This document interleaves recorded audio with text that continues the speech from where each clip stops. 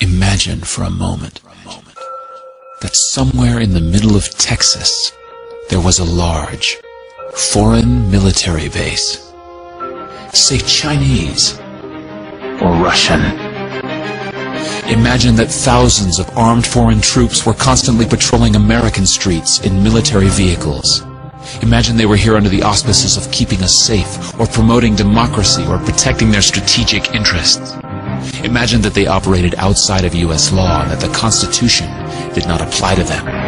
Imagine that every now and then they made mistakes or acted on bad information and accidentally killed or terrorized innocent Americans, including women and children, most of the time with little or no repercussions or consequences.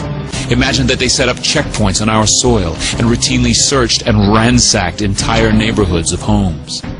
Imagine if Americans were fearful of these foreign troops and overwhelmingly thought America would be better off without their presence.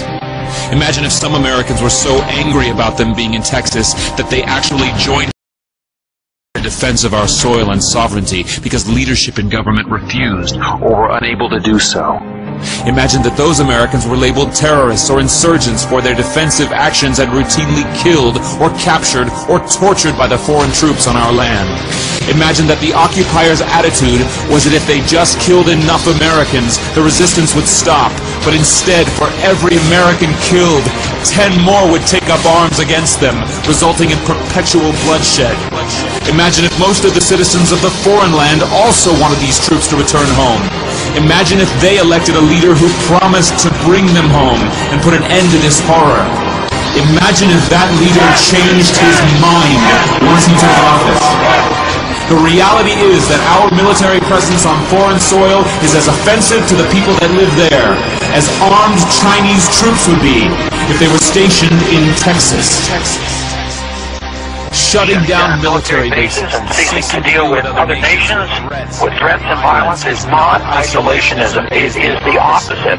Opening ourselves up to friendship, honest trade, and diplomacy is the foreign policy of peace and prosperity. It is the only foreign policy that will not bankrupt us in the short order, as our current actions most definitely will. I share the disappointment of the American people in the foreign policy rhetoric coming from the administration. The sad thing is, our foreign policy will change eventually, as Rome's did, when all budgetary and monetary tricks to fund it are exhausted.